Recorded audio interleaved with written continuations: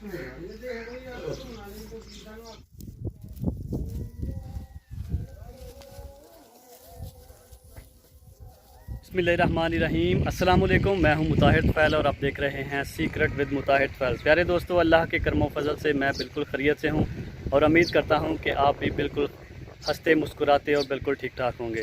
प्यारे दोस्तों, गांव में भेड़ बकरियों का बहुत ज़्यादा कारोबार किया जाता है, तो आज की हमारी वीडियो जो है इसी के मुतल्लक है। तो चलिए आपके साथ शेयर करते हैं कि बकरियों का कारोबार करने के लिए किन किन चीज़ों की ज़रूरत होती है और क्या क्या मालूमात आपके पास होनी चाहिए और किस तरह से इस काम को कामयाबी से कर सकते हैं।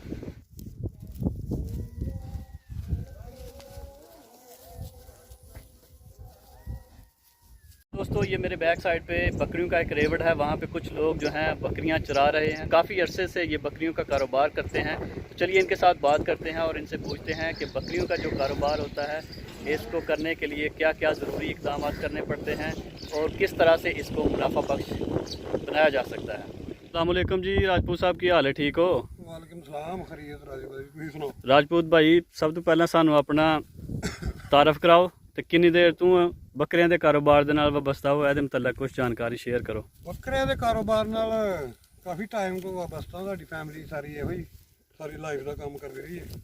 ਬਜ਼ੁਰਗ ਕਰਦੇ ਰਹੇ ਨੇ, ਬੱਕਰੇ ਲਿਆਂਦੇ ਰਹੇ ਨੇ, ਵੇਚਦੇ ਰਹੇ ਨੇ। ਇਸ ਤਰ੍ਹਾਂ ਬੱਕਰਿਆਂ ਦੇ ਕਾਰੋਬਾਰ ਦਾ ਸ਼ੌਕ ਤੁਹਾਨੂੰ ਕਿਸ ਤਰ੍ਹਾਂ? ਬੱਕਰਿਆਂ ਦੇ ਕਾਰੋਬਾਰ ਦਾ ਸ਼ੌਕ ਇਸ ਤਰ੍ਹਾਂ ਪਿਆ ਕਿ ਇੱਕ ਤਾਂ ਸਾਡਾ ਫੈਮਿਲੀ ਬਿਜ਼ਨਸ ਸੀ ਪਿਛਲੀਆਂ ਦੋ ਚੌਂ ਨਸਲਾਂ ਤੋਂ, ਚਾਹੇ ਤਿੰਨ ਚਾਰ ਨਸਲਾਂ ਤੋਂ ਜੀ। ਸਾਡੇ ਬਜ਼ੁਰਗ ਇਹੋ ਹੀ ਕੰਮ ਜਿਹੜੇ ਨੇ ਕਰਦੇ ਰਹੇ ਨੇ। ਦੇਖੋ, ਦੋ ਤਰ੍ਹਾਂ ਦਾ ਕੰਮ ਹੈ। ਬੱਕਰੀਆਂ ਖਰੀਦ ਕੇ ਫਿਰ ਉਹਨਾਂ ਨੂੰ ਜਨਾਬ ਜੀ ਉਹਨਾਂ ਕੋਲ ਬਰੀਡਿੰਗ ਲੈਣਾ, ਬੱਚੇ ਲੈਣਾ, ਫਿਰ ਉਹਨਾਂ ਬੱਚਿਆਂ ਨੂੰ ਪਾਲ ਕੇ ਤੇ ਅੱਗੋਂ ਸੇਲ ਕਰਨਾ ਪ੍ਰੋਫਿਟ ਵਾਸਤੇ। ਇਹ ਥੋੜਾ ਜਿਹਾ ਲੈਂਥੀ ਕੰਮ ਹੈ, ਲੰਬਾ ਹੈ, ਟਾਈਮ ਸਫਰਿੰਗ ਹੈ। ਇਹਦੇ 'ਚ ਕਾਫੀ ਲੰਬਾ ਟਾਈਮ ਲੱਗ ਜਾਂਦਾ ਹੈ। ਇੱਕ ਦਫਾ ਤੁਸੀਂ ਬੱਕਰੀ ਨੂੰ ਲਵੋਗੇ 6 ਮਹੀਨੇ ਬਾਅਦ ਉਹ ਬੱਚੇ ਪੈਦਾ ਕਰੇਗੀ, ਫਿਰ ਉਹ 1 ਸਾਲ ਬਾਅਦ ਉਹ, ਯਾਨੀ ਕਿ ਇੱਕ ਟਾਈਮ ਲੱਗ ਜਾਂਦਾ। ਤੇ ਅਗਰ ਤੁਸੀਂ ਥੋੜੇ ਜਿਹੇ ਪੈਸੇ ਲਾ ਕੇ ਈਦ ਤੋਂ ਕੋ 4-5 ਮਹੀਨੇ ਪਹਿਲਾਂ ਕਮੋਬੇਸ਼ ਇਸ ਤੋਂ ਕਮ ਅਰਸਾ ਤੇ ਫਿਰ ਕੀ ਉਹਦੇ 'ਚ ਮੁਨਾਫਾ ਲੈਣਾ। 5-6 ਮਹੀਨੇ ਪਹਿਲਾਂ ਬੱਕਰੇ ਤੁਸੀਂ ਲਿਆਂਦੇ ਹੋ, ਅਗਰ ਪੈਸੇ ਲਾ ਕੇ ਕੋਈ 20,000 ਦਾ, ਕੋਈ 18,000 ਦਾ, ਕੋਈ 22-23,000 ਦਾ, ਯਾਨੀ ਕਿ 17-18-20 ਸਿਰ ਦੇ ਜਾਨਵਰ ਹੋਏ ਤੇ ਉਹ ਤੁਸੀਂ ਲੈ ਆਓ ਜਿੰਨੇ ਤੁਹਾਡੇ ਕੋਲ ਕਪੈਸਿਟੀ ਹੈ ਤੇ ਉਹਨਾਂ ਨੂੰ ਮੋਟਾ ਤਾਜ਼ਾ ਕਰੋ ਤੇ ਅੱਛੀ ਮੁਨਾਸਬ ਰਕਮ ਮਿਲ ਜਾਂਦੀ ਹੈ। ਵੈਸੇ ਜ਼ਿਆਦਾ ਮੁਨਾਫਾ ਤੇ ਬੱਕਰੀਆਂ ਕੋਲ ਬੱਚੇ ਲੈ ਕੇ ਹੈ, ਲੇਕਿਨ ਉਹ ਟਾਈਮ ਬਹੁਤ ਜ਼ਿਆਦਾ ਲੱਗ ਜਾਂਦਾ ਹੈ। ਅੱਜ ਦੇ ਦੌਰ 'ਚ ਇੰਨਾ ਟਾਈਮ ਜ਼ਿਆਦਾ ਅਸੀਂ ਲੋਕ ਨਹੀਂ ਦੇ ਸਕਦੇ। ਫਿਰ ਇੱਕ ਮੁਸ਼ਕਲ ਕੰਮ ਹੈ ਬੜਾ, ਚਰਾਈ ਜ਼ਰੂਰੀ ਹੁੰਦੀ ਹੈ। ਬੱਕਰੀਆਂ ਜੇ ਤੁਹਾਡੇ ਕੋਲ ਜ਼ਿਆਦਾ ਤਾਦਾਦ 'ਚ ਹੋਣ, ਤੁਸੀਂ ਬਰੀਡਿੰਗ ਲੈ ਰਹੇ ਹੋ, ਫਿਰ ਉਹ ਇੱਕ ਲੰਬਾ ਪ੍ਰੋਸੈਸ ਹੈ। ਲੇਕਿਨ ਅਸੀਂ ਲੋਕ ਜਿਹੜੇ ਨੇ ਨਫੇ ਵਾਸਤੇ ਜਿਹੜੇ ਨੇ ਲੈਂਦੇ ਹਾਂ ਤੇ ਇਹਨਾਂ ਨੂੰ ਫਰਬਾ ਕਰਕੇ ਥੋੜ੍ਹੇ ਜਿਹੇ ਪੈਸੇ ਜ਼ਿਆਦਾ ਲੱਗ ਜਾਂਦੇ ਨੇ, ਕਿਉਂਕਿ ਬੜਾ ਬੱਕਰਾ ਖਰੀਦਣਾ ਪੈਂਦਾ, ਪੈਸੇ ਜ਼ਿਆਦਾ ਲੱਗਦੇ ਨੇ। ਲੇਕਿਨ ਇਹ ਕਿ ਮੁਨਾਫਾ ਵੀ ਫਿਰ ਉਹ ਅੱਛਾ ਦੇ ਜਾਂਦੇ ਨੇ। ਤੁਸੀਂ ਅਗਰ ਉਹਨਾਂ ਨੂੰ ਸਮਝਦੇ ਹੋ, ਉਹਨਾਂ ਦੀ ਟੈਕਨੀਕ ਨੂੰ, ਤੇ ਉਹਨਾਂ ਨੂੰ ਅੱਛਾ ਵੰਡਾ ਛੰਡਾ ਪਾ ਲੈਂਦੇ ਹੋ ਤੇ ਇੱਕ ਅੱਛਾ ਮੁਨਾਫਾ ਜਿਹੜਾ ਉਹ ਬਣਾ। ਜੀ ਮੋਹਸਨ ਭਾਈ, ਇਹ ਦੱਸੋ ਬੱਕਰੀਆਂ ਦਾ ਜਿਹੜਾ ਕਾਰੋਬਾਰ ਹੈ ਇਹ ਮੁਨਾਫਾ ਬਖਸ਼ ਕਾਰੋਬਾਰ ਹੁੰਦਾ? ਹਾਂ, ਬੱਕਰੀਆਂ ਦਾ ਕਾਰੋਬਾਰ ਪੈਗੰਬਰੀ ਕਾਰੋਬਾਰ ਹੈ। ਅੱਲਾ ਦੇ ਰਸੂਲਾਂ ਨੇ ਸਾਰਿਆਂ ਨੇ ਇਹ ਕੰਮ ਅਕਸਰ ਕੀਤਾ। ਇਹਦੇ 'ਚ ਬਰਕਤ ਵੀ ਹੈ, ਬਿਜ਼ਨਸ ਵੀ ਅੱਛਾ ਹੈ, ਬੜਾ ਮੁਨਾਫਾ ਬਖਸ਼ ਹੈ ਜੀ। ਉਹ ਮਸ਼ਹੂਰ ਮਿਸਾਲ ਹੈ ਨਾ ਕਿ ਲੱਕੜ 'ਚ ਤੇ ਬੱਕਰ 'ਚ ਕੋਈ ਨੁਕਸਾਨ ਨਹੀਂ ਜੀ। ਮਿਹਨਤ ਕੀਤੀ ਜਾਏ, ਮਿਹਨਤ ਨਾਲ ਬਹੁਤ ਮੁਨਾਫਾ ਦਿੰਦੀਆਂ ਨੇ, ਦੂਸਰੇ ਕੰਮਾਂ ਨਾਲੋਂ ਇਹ ਅੱਛਾ ਕੰਮ ਹੈ। ਸਹੀ। ਇਹ ਦੱਸੋ ਕਿ ਇਹਨਾਂ ਦੀ ਇਹਤਿਆਤੀ ਤਦਾਬੀਰ ਜਿਹੜੀਆਂ ਨੇ ਕੀ ਨੇ? ਕੀ ਮੈਡੀਸਨ ਵਗੈਰਾ ਮੰਥਲੀ ਚੈੱਕਅਪ ਕਰਵਾਉਣਾ ਪੈਂਦਾ ਜਾਂ ਹਫ਼ਤੇ ਬਾਅਦ? ਗੱਲ ਤੇ ਇਸ ਗੱਲ 'ਤੇ ਡਿਪੈਂਡ ਕਰਦੀ ਹੈ ਕਿ ਜਾਨਵਰ ਜਿਹੜੇ ਨੇ ਉਹ ਤੁਸੀਂ ਕਿਸ ਤਰ੍ਹਾਂ ਦੇ ਖਰੀਦਣੇ ਨੇ। ਠੀਕ ਹੈ, ਸਹੀ। ਜਾਨਵਰ ਜੇ ਤੁਸੀਂ ਮੁਨਾਸਬ ਕੱਦ ਕਾਠ ਦੇ, ਅੱਛੇ ਵਜ਼ਨ ਦੇ, ਮੁਨਾਸਬ ਉਮਰ ਦੇ ਤੁਸੀਂ ਖਰੀਦੋ। ਅਵਲ ਤਾਂ ਸਿਹਤਮੰਦ ਜਾਨਵਰ ਖਰੀਦਣੇ ਚਾਹੀਦੇ ਨੇ ਮੰਡੀ 'ਚੋਂ ਦੇਖ ਕੇ। ਸਹੀ। ਫਿਰ ਜਾਨਵਰਾਂ ਉੱਤੇ ਸਭ ਤੋਂ ਪਹਿਲਾ ਜਿਹੜਾ ਮਸਲਾ ਹੁੰਦਾ ਨਾ ਉਹ ਹੁੰਦਾ ਇਹਨਾਂ ਦੀ ਡੀਵਰਮਿੰਗ ਦਾ। ਡੀਵਰਮਿੰਗ ਇਹਨਾਂ ਦੀ ਕਰਾਉਣੀ ਚਾਹੀਦੀ ਤਾਂ ਕਿ ਅੰਦਰ ਜਿਹੜੇ ਗੰਦੇ ਕੀੜੇ ਮੌਜੂਦ ਹੁੰਦੇ ਨੇ ਇਹਨਾਂ ਦੇ ਮਿਹਦੇ ਦੇ ਵਿੱਚ, ਗੋਬਰ ਦੇ ਅੰਦਰ, ਉਹ ਜ਼ਾਇਲ ਹੋ ਜਾਂਦੇ ਨੇ, ਮਿਹਦਾ ਸਾਫ਼ ਹੋ ਜਾਂਦਾ ਤੇ ਫਿਰ ਅੱਛੀ ਤਰ੍ਹਾਂ ਖੁਰਾਕ ਨੂੰ ਇਹ ਖਾਂਦੇ ਨੇ ਤੇ ਪੇਟ ਭਰ ਕੇ ਖਾਂਦੇ ਨੇ। ਫਿਰ ਉਹ ਇਹਨਾਂ ਨੂੰ ਲੱਗਦੀ ਵੀ ਹੈ, ਸਿਹਤਮੰਦ ਹੁੰਦੇ ਨੇ। ਤੇ ਹੋਰ ਇਸ ਤੋਂ ਇਲਾਵਾ ਮੁਖਤਲਿਫ ਕਿਸਮ ਦੀਆਂ ਬਿਮਾਰੀਆਂ ਜਿਹੜੀਆਂ ਨੇ ਇਹਨਾਂ 'ਤੇ, ਕਿਉਂਕਿ ਜਾਨਵਰ ਬਹੁਤ ਨਾਜ਼ੁਕ ਹੈ। ਇੱਕ ਤਾਂ ਬਾਰਿਸ਼ ਨੂੰ, ਪਾਣੀ ਨੂੰ ਬਹੁਤ ਬੁਰਾ ਮੰਨਦਾ ਹੈ। ਠੀਕ ਹੈ ਜੀ। ਤੇ ਗਿੱਲੀ ਜਗ੍ਹਾ ਤੋਂ ਇਹਨਾਂ ਦੇ ਪੈਰ ਜਿਹੜੇ ਨੇ ਖਰਾਬ ਹੁੰਦੇ ਨੇ, ਉਹਦਾ ਖਿਆਲ ਰੱਖਣਾ ਚਾਹੀਦਾ। ਪਸੰਦ ਜਾਨਵਰ, ਹਾਂਜੀ, ਨਫੀਸ ਜਾਨਵਰ ਹੈ। ਸਹੀ। ਪੈਰ ਗਿੱਲੀ ਜਗ੍ਹਾ ਤੋਂ ਇਹਨਾਂ ਦੇ ਖਰਾਬ ਹੁੰਦੇ ਨੇ ਤੇ ਪੈਰਾਂ ਦੇ ਵਾਸਤੇ ਕੋਈ ਪਿਨਕੀ ਜਾਂ ਪਾਇਓਡੀਨ ਜਾਂ ਕੋਈ ਸਪਰੇਅ ਵਗੈਰਾ ਮਿਲ ਜਾਂਦੇ ਨੇ, ਉਹ ਇਹਨਾਂ ਨੂੰ ਟਾਈਮ ਟੂ ਟਾਈਮ ਲਾਉਣੇ ਚਾਹੀਦੇ ਨੇ। ਫਿਰ ਇਹਨਾਂ ਦੇ ਖੁਰ ਕਦੇ ਵੱਧ ਜਾਂਦੇ ਨੇ, ਅਗਰ ਥੋੜ੍ਹੀ ਪੱਕੀ ਜਗ੍ਹਾ 'ਤੇ ਲੋਕ ਵੀ ਰੱਖ ਲੈਂਦੇ ਨੇ। ਖੁਰਾਂ ਦੀ ਵੀ ਇਹਤਿਆਤ ਕਰਨੀ ਚਾਹੀਦੀ ਹੈ, ਉਹ ਬੜੀ ਮੇਨ ਚੀਜ਼ ਹੈ। ਇਹਨਾਂ ਦੀ ਲੱਤ ਖਰਾਬ ਹੋ ਜਾਏ ਤਾਂ ਬੜਾ ਮਸਲਾ ਬਣਦਾ। ਫਿਰ PPR ਇਹਨਾਂ ਨੂੰ ਆਉਂਦੀ ਹੈ ਮੂੰਹ ਖੁਰ ਦੀ ਬਿਮਾਰੀ, ਅਤੇ ਸਰਦੀਆਂ 'ਚ ਜ਼ਿਆਦਾ ਆਉਂਦੀ ਹੈ। ਮੂੰਹ ਪੱਕ ਜਾਂਦਾ, ਖੁਰ ਪੱਕ ਜਾਂਦੇ ਨੇ, ਉਹ ਜ਼ਖਮ ਬਣ ਜਾਂਦੇ ਨੇ, ਖਾ ਪੀ ਨਹੀਂ ਸਕਦਾ ਜਾਨਵਰ, ਸੁੱਜ ਜਾਂਦੇ ਨੇ, ਹੋਂਠ ਛੋਂਟੇ ਦੇ ਜ਼ੁਬਾਨ ਵੀ ਪੱਕ ਜਾਂਦੀ। ਅਤੇ ਉਹ ਬਹੁਤ ਜ਼ਰੂਰੀ ਹੈ। PPR ਦੀ ਵੈਕਸੀਨ ਹੁੰਦੀ ਹੈ ਇਹਨਾਂ ਦੀ। ਅਤੇ ਫਿਰ ਇੱਕ ਇਹਨਾਂ ਨੂੰ ਹੋਰ ਬਿਮਾਰੀ ਲੱਗਦੀ ਹੈ, ਲੱਗਦੀ ਤਾਂ ਉਹ ਆਮ ਹੀ ਹੈ, ਲੱਗਦਾ ਕਿ ਮਾਮੂਲੀ ਕਿਸਮ ਦੀ ਹੈ, ਲੇਕਿਨ ਬੜੀ ਨੁਕਸਾਨਦੇਹ ਬਿਮਾਰੀ ਹੈ। ਸੀਂਢੀ ਲੱਗਦੀ ਹੈ ਇਹਨਾਂ ਨੂੰ, ਇਹਨਾਂ ਦਾ ਨੱਕ ਬਹਿਣਾ ਸ਼ੁਰੂ ਹੋ ਜਾਂਦਾ, ਨਜ਼ਲਾ ਟਾਈਪ ਚੀਜ਼ ਹੁੰਦੀ ਆ ਉਹ ਜੀ। ਨੱਕ 'ਚੋਂ ਪਾਣੀ ਨਿਕਲਦਾ ਸਫੇਦ ਕਿਸਮ ਦਾ, ਕਦੇ ਗਹਿਰਾ ਵੀ ਨਿਕਲਦਾ, ਕਦੇ ਪਤਲਾ ਵੀ ਨਿਕਲਦਾ। ਉਹਦੇ ਵਾਸਤੇ ਵੀ ਇਹਨਾਂ ਨੂੰ ਜਿਹੜੇ ਮੁਤੱਲਕਾ ਡਾਕਟਰ ਨੂੰ ਪੁੱਛ ਕੇ ਅਤੇ ਜਿਹੜੇ ਉਹ ਮੈਡੀਸਨ ਦੱਸੇ ਉਹਨੂੰ ਟਾਈਮ ਨਾਲ ਇਸਤੇਮਾਲ ਕਰਾਉਣਾ ਚਾਹੀਦਾ। ਪਾਕਿਸਤਾਨ ਦੀਆਂ ਜਿਹੜੀਆਂ ਮੰਡੀਆਂ ਨੇ ਜਿੱਥੇ ਆਸਾਨੀ ਨਾਲ ਮਿਲ ਜਾਂਦੇ ਨੇ ਜਾਂ ਅੱਛੇ ਜਾਨਵਰ ਮਿਲਦੇ ਨੇ, ਉਹ ਕਿਹੜੀਆਂ ਨੇ?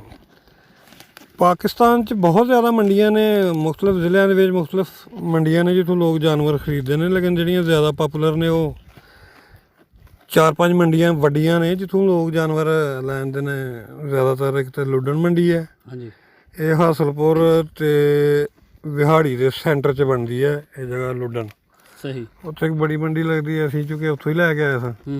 ਫਿਰ ਇੱਕ ਚੱਕ ਮਦਰਸਾ ਮੰਡੀ ਹੈ, ਸਹੀ, ਉਹ ਬਹਾਵਲ ਨਗਰ ਅਤੇ ਹਾਸਲਪੁਰ ਦੇ ਦਰਮਿਆਨ ਹੈ। ਇੱਕ ਜਗ੍ਹਾ ਚੱਕ ਮਦਰਸਾ, ਉੱਥੇ ਮੱਖੀ ਚੀਨੀ ਨਸਲ ਪਾਈ ਜਾਂਦੀ ਹੈ, ਉਸ ਇਲਾਕੇ ਦੀ ਨਸਲ ਹੈ। ਸਹੀ ਸਹੀ। ਮੱਖੀ ਚੀਨਾ ਇੱਕ ਨਸਲ ਹੈ। ਹਾਂਜੀ ਹਾਂਜੀ। ਚੀਨੇ ਬੱਕਰੇ ਬੱਕਰੀਆਂ ਹੁੰਦੇ ਨੇ, ਉਹ ਸਾਰੀ ਦੁਨੀਆ ਨੂੰ ਪਤਾ, ਲੋਕਾਂ ਨੂੰ ਜ਼ਿਆਦਾਤਰ। ਸਹੀ। ਫਿਰ ਸਾਹੀਵਾਲ ਹੈ ਕਿ ਉੱਥੇ ਬੀਤਲ ਨਸਲ ਦੇ ਜਾਨਵਰ ਪਾਏ ਜਾਂਦੇ ਨੇ। ਪਰ ਇਹਨਾਂ ਮੰਡੀਆਂ 'ਚ ਹੀ ਇਹ ਆਉਂਦੇ ਨੇ। ਇਹ ਦੋਵੇਂ ਮੰਡੀਆਂ ਐਸੇ ਏਰੀਏ 'ਚ ਨੇ ਜਿੱਧਰ ਜ਼ਿਆਦਾ ਲੋਕ ਗੋਟ ਫਾਰਮਿੰਗ ਕਰਦੇ ਵੀ ਨੇ, ਬੱਕਰੀਆਂ ਦੀਆਂ ਅੱਛੀਆਂ ਨਸਲਾਂ ਉਸੇ ਸਾਈਡ 'ਤੇ ਨੇ। ਸਹੀ ਹੈ। ਇਹ ਬੂਰਾ, ਵਿਹਾੜੀ, ਆਰਫ ਵਾਲਾ, ਠੀਕ ਹੈ, ਹਾਸਲਪੁਰ, ਬਹਾਵਲ ਨਗਰ, ਕੁੰਡੀਆਂ, ਇਹ ਜਿਹੜੇ ਇਲਾਕੇ ਨੇ, ਚਿਸ਼ਤੀਆਂ, ਸੌਰੀ ਕੁੰਡੀਆਂ ਨੇ, ਚਿਸ਼ਤੀਆਂ, ਅਤੇ ਅੱਗੇ ਫੋਟਾਬਾਸ ਤੱਕ, ਠੀਕ ਹੈ, ਸਿਲਸਿਲਾ ਤੁਰ ਜਾਂਦਾ ਹੈ। ਅਤੇ ਉਹੀ 2 ਮੰਡੀਆਂ ਨੇ। ਇਸ ਤੋਂ ਇਲਾਵਾ ਹਾਸਲਪੁਰ ਵੀ ਮੰਡੀ ਲੱਗਦੀ ਹੈ। ਉਸ ਤੋਂ ਇਲਾਵਾ ਅੱਗੇ ਫਿਰ ਸਿੰਧ 'ਚ ਨਿਕਲ ਜਾਂਦੇ ਨੇ, ਉੱਧਰ ਮੰਡੀਆਂ ਲੱਗਦੀਆਂ ਨੇ। ਸਾਡੇ ਜਿਹੜਾ ਏਰੀਆ ਨਾ ਸਾਡਾ, ਸਿਆਲਕੋਟ ਦਾ, ਗੁਜਰਾਂਵਾਲਾ ਦਾ, ਨਾਰੋਵਾਲ ਦਾ, ਇਹ 2-3 ਡਿਸਟ੍ਰਿਕਟ 'ਚ ਐਡੀ ਕੋਈ ਪਾਪੂਲਰ ਮੰਡੀ ਜਾਨਵਰਾਂ ਦੀ ਜਾਂ ਬੱਕਰੀਆਂ ਦੀ ਨਹੀਂ ਲੱਗਦੀ। ਸਹੀ। ਕਿਉਂਕਿ ਸਾਡੀ ਸਾਈਡ 'ਤੇ ਦੇਸੀ ਨਸਲ ਦੇ ਜਾਨਵਰ ਹੁੰਦੇ ਨੇ, ਜ਼ਿਆਦਾ ਘੱਟ ਕੱਦਾਵਰ ਜਾਨਵਰ ਨਹੀਂ ਹੁੰਦੇ। ਅਤੇ ਮੰਡੀਆਂ ਜ਼ਿਆਦਾ ਉਸੇ ਸਾਈਡ 'ਤੇ ਨੇ ਜਿਹੜੀਆਂ ਮੈਂ 2-3 ਤੁਹਾਨੂੰ ਮੇਨ ਦੱਸੀਆਂ ਨੇ। ਪੰਜਾਬ 'ਚ ਇਹੋ ਹੀ ਜ਼ਿਆਦਾ ਨੇ। ਬਾਕੀ ਫਿਰ ਸਿੰਧ 'ਚ ਵੀ ਨੇ, ਬਲੋਚਿਸਤਾਨ 'ਚ ਵੀ ਮੰਡੀਆਂ ਹੈ ਨੇ। ਬਲੋਚਿਸਤਾਨ 'ਚ ਵੀ ਬਹੁਤ ਬੱਕਰੇ ਮਿਲਦੇ ਨੇ, ਲੇਕਿਨ ਇਹ ਮੰਡੀਆਂ ਜਿਹੜੀਆਂ ਨੇ ਉਹ ਜ਼ਿਆਦਾ ਸੂਟੇਬਲ ਨੇ। ਬੱਕਰਾ ਈਦ ਦੀ ਤਿਆਰੀ ਵਾਸਤੇ ਤੁਸੀਂ ਜਾਨਵਰਾਂ ਨੂੰ ਕੋਈ ਖਾਸ ਫੀਡਿੰਗ ਵਗੈਰਾ ਦਿੰਦੇ ਹੋ ਜਾਂ ਕਿਸ ਤਰ੍ਹਾਂ ਇਹਨਾਂ ਨੂੰ ਤਿਆਰ ਕਰਦੇ? ਦੇਖੋ ਜੀ, ਇਹ ਤਾਂ ਡਿਪੈਂਡ ਕਰਦਾ ਇੱਕ ਤਾਂ ਸਰਮਾਏ 'ਤੇ, ਦੂਸਰਾ ਤੁਹਾਡੇ ਜਾਨਵਰ ਦੇ ਕੱਦ ਕਾਠ 'ਤੇ, ਉਹਦੀ ਨਸਲ 'ਤੇ, ਉਹਦੀ ਗਰੋਥ ਦੀ ਜਿਹੜੀ ਹੈ ਹਿਸਾਬ ਕਿਤਾਬ ਹੈ ਕਿ ਕਿਸ ਕਿਸਮ ਦਾ ਉਹ ਜਾਨਵਰ ਤੁਹਾਡਾ ਗਰੋ ਕਰਦਾ। ਇਹ 2-3 ਚੀਜ਼ਾਂ ਜਿਹੜੀਆਂ ਨੇ ਉਹ ਮਾਨੀ ਰੱਖਦੀਆਂ ਨੇ। ਬੁਨਿਆਦੀ ਤੌਰ 'ਤੇ ਜੇ ਤੁਸੀਂ ਜਾਨਵਰ 2-4-5 ਮਹੀਨੇ ਲੈ ਕੇ ਆਉਂਦੇ ਹੋ ਨਾ, ਹਾਂਜੀ, ਅਤੇ ਫੌਰਨ ਉਹਨਾਂ ਨੂੰ ਜਿਹੜਾ ਵੰਡਾ ਛੰਡਾ ਬਹੁਤ ਜਲਦੀ ਜਿਹੜਾ ਨਹੀਂ ਪਾਉਣਾ ਚਾਹੀਦਾ। ਉਹਨਾਂ ਨੂੰ ਮਾਮੂਲੀ ਜਿਹੜੀ ਨਾਰਮਲ ਖੁਰਾਕ ਹੈ ਨਾ, ਉਹਦੇ 'ਤੇ ਚੱਲਣ ਦੇਣਾ ਚਾਹੀਦਾ। ਜਦੋਂ ਉਹ ਥੋੜ੍ਹੇ ਜਿਹੇ ਸੈੱਟ ਹੋ ਜਾਣ, ਅਤੇ ਈਦ ਦਾ ਮੌਸਮ ਜਦੋਂ ਕਰੀਬ, ਚਰਾਈ ਉਹਨਾਂ ਦੀ ਕਰਦੇ ਰਹੋ ਪ੍ਰੋਪਰ। ਚਰਾਈ ਇਸ ਜਾਨਵਰ ਦੀ ਖੁਰਾਕ ਹੈ ਅਸਲ। ਸਹੀ ਸਹੀ। ਠੀਕ ਹੈ, ਜਿਹੜੀ ਬੁਨਿਆਦੀ ਅਜ਼ਲਾਂ ਤੋਂ ਚੱਲਦੀ ਆ ਰਹੀ ਹੈ, ਚਰਾਈ ਹੈ। ਵੰਡਾ ਤੇ ਇਹਨੂੰ ਫਰਵਾ ਕਰਨ ਵਾਸਤੇ ਅਸੀਂ ਲੋਕ ਪਾਉਂਦੇ ਹਾਂ। ਵੰਡਾ ਬੇਸਿਕਲੀ ਦੁੱਧ ਦੇਣ ਵਾਲੇ ਜਾਨਵਰਾਂ ਵਾਸਤੇ ਹੁੰਦਾ। ਸਹੀ। ਕਿਉਂਕਿ ਉਹ ਦੁੱਧ ਜ਼ਿਆਦਾ ਦਿੰਦੇ ਨੇ। ਜੇ ਅਸੀਂ ਗੋਟਸ ਨੂੰ, ਬੱਕਰਿਆਂ ਨੂੰ ਪਾਈਏ ਨਾ ਵੰਡਾ, ਹਾਂਜੀ, ਮਤਲਬ ਚਨੇ ਦਾ ਵੰਡਾ ਹੋ ਗਿਆ, ਮੱਕੀ ਹੋ ਗਈ, ਬਾਜਰਾ ਹੋ ਗਿਆ, ਇਸ ਤੋਂ ਇਲਾਵਾ ਦੂਸਰੇ ਜਿਹੜੇ ਬੀਜ ਨੇ ਦਾਲਾਂ ਛਾਲਾਂ ਦੇ ਜਾਂ ਦੂਸਰੀਆਂ ਚੀਜ਼ਾਂ ਜਿਹੜੀਆਂ ਨੇ, ਖਲ ਵੀ ਹੋ ਗਈ, ਬਨੌਲਾ ਦੀ ਖਲ ਜਿਹੜੀ ਹੈ, ਤੋਰੀਏ ਦੀ ਜਿਹਨੂੰ ਕਹਿੰਦੇ ਆ, ਕੌੜੀ ਖਲ, ਇਹ ਤਾਂ ਅਸੀਂ ਪਾਉਂਦੇ ਹਾਂ ਇਹਨਾਂ ਨੂੰ ਤਾਂ ਕਿ ਫਰਵਾ ਹੋ ਜਾਣ, ਮੋਟੇ ਤਾਜ਼ੇ ਹੋ ਜਾਣ, ਇਹਨਾਂ ਦੇ ਗੋਸ਼ਤ ਬਣ ਜਾਏ। ਸਹੀ। ਅਦਰਵਾਈਜ਼ ਚਰਾਈ ਵੀ ਜਿਹੜੀ ਹੈ ਨਾ, ਉਹ ਜਾਨਵਰ ਨੂੰ ਬੜਾ ਸਿੱਟ ਰੱਖਦੀ ਹੈ। ਇੱਕ ਤਾਂ ਉਹਦਾ ਡਾਈਜੈਸਟਿਵ ਸਿਸਟਮ ਠੀਕ ਰਹਿੰਦਾ, ਮੁਖਤਲਿਫ ਜੜੀਆਂ ਬੂਟੀਆਂ ਖਾਂਦੇ ਰਹਿੰਦੇ ਨੇ, ਉਹਨਾਂ ਨੂੰ ਬਿਮਾਰੀਆਂ ਕੱਢ ਲੱਗਦੀਆਂ ਨੇ। ਬੱਕਰੀਆਂ ਨੂੰ ਮਿਹਦੇ ਦੇ ਜਿਹੜੇ ਮਸਾਇਲ ਹੁੰਦੇ ਨੇ ਨਾ, ਬਹੁਤ ਜ਼ਿਆਦਾ ਹੁੰਦੇ ਨੇ ਬੱਕਰਿਆਂ ਨੂੰ, ਕਿਉਂਕਿ ਜਦੋਂ ਇਹਨਾਂ ਨੂੰ ਲੱਗ ਜਾਂਦੇ ਨੇ ਨਾ ਦਸਤ, ਜਾਂ ਪਖਾਨੇ ਲੱਗ ਜਾਂਦੇ ਨੇ ਜਾਨਵਰਾਂ ਨੂੰ, ਪਤਲਾ ਗੋਬਰ ਕਰਦੇ ਨੇ, ਜਾਂ ਮੇਂਗਣੀ ਜਿਹੜੀ ਉਹ ਬਰੀਕ ਪਤਲੀ ਕਰਦੇ ਨੇ। ਸਹੀ। ਅਤੇ ਉਹ ਫਿਰ ਉਹਨੂੰ ਰੋਕਣਾ ਮੁਸ਼ਕਿਲ ਹੋ ਜਾਂਦਾ ਹੈ। ਉਹ ਬੜੀ ਪਰੇਸ਼ਾਨੀ ਆਮ ਜ਼ਿਮੀਂਦਾਰ ਵਾਸਤੇ ਬਣਦੀ ਹੈ। ਅਤੇ ਇਹਨਾਂ ਨੂੰ ਵੰਡਾ ਸਟਾਰਟ ਕਰੀਦਾ ਈਦ ਤੋਂ 1-1.5-2 ਮਹੀਨਾ ਪਹਿਲਾਂ। ਫਿਰ ਇਹਨਾਂ ਨੂੰ ਜਨਾਬੇ ਅਲੀ ਗੰਦਮ ਵੀ ਤੁਸੀਂ ਦੇ ਸਕਦੇ ਹੋ, ਝੋਕਰ ਵੀ ਦੇ ਸਕਦੇ ਹੋ, ਸੂੜੀ ਵੀ ਦੇ ਸਕਦੇ ਹੋ। ਇਹਨਾਂ ਸਾਰੀਆਂ ਚੀਜ਼ਾਂ ਨੂੰ ਮਿਕਸ ਕਰਕੇ, ਗੰਦਮ ਨੂੰ, ਚੋਖਰ ਨੂੰ, ਸੂੜੀ ਨੂੰ, ਚਨੇ ਦੇ ਕਰੇ ਨੂੰ, ਸਾਬਤ ਚਨੇ ਨੂੰ ਵੀ ਵਿੱਚ ਮਿਕਸ ਕਰ ਸਕਦੇ ਹੋ, ਸਾਬਤ ਮੱਕੀ ਨੂੰ ਵੀ, ਸੋਇਆਬੀਨ ਅਗਰ ਮਿਲ ਜੇ ਤਾਂ ਉਹ ਸਭ ਤੋਂ ਬਿਹਤਰ ਹੈ। ਇਹਨਾਂ ਚੀਜ਼ਾਂ ਨੂੰ ਮਿਕਸ ਕਰਕੇ ਇੱਕ ਤੁਸੀਂ ਖਾਸ ਮਿਕਦਾਰ ਉਹਦੀ ਬਣਾ ਲਓ, 50 ਕਿਲੋ ਬਣਾ ਲਓ, ਬਰਾਬਰ ਇਹਨਾਂ ਦੀ ਮਿਕਦਾਰ ਮਿਲਾ ਕੇ, ਤੇ ਫ੍ਰੀ ਜਾਨਵਰ ਨੂੰ ਥੋੜੇ ਤੋਂ ਸਟਾਰਟ ਕਰੋ, ਇੱਕ ਪਿਆਲੀ ਤੋਂ ਸਟਾਰਟ ਕਰੋ। ਅਗਰ ਉਹ ਚੁੱਕਣਾ ਸ਼ੁਰੂ ਕਰ ਦੇਣ, ਉਹਨੂੰ ਖਾਣਾ ਸ਼ੌਕ ਨਾਲ ਸ਼ੁਰੂ ਕਰ ਦੇਣ, ਅੱਛੀ ਖੁਰਾਕ ਕੇ ਖਾ ਲੈਂਦੇ ਨੇ, ਖਾਂਦੇ ਨੇ, ਪਸੰਦ ਕਰਦੇ ਨੇ ਚੀਜ਼ਾਂ। ਤੇ ਫਿਰ ਵਧਾਉਂਦੇ ਰਹੋ, ਆਸਤਾ ਆਸਤਾ ਵੱਧਦੀ ਰਹੇ। ਜ਼ਬਰਦਸਤ। 1 ਕਿਲੋ ਤੱਕ 1.5 ਕਿਲੋ ਤੱਕ ਲੈ ਜਾਓ ਜਾਨਵਰ ਦੀ। ਸਹੀ। ਹਾਂਜੀ।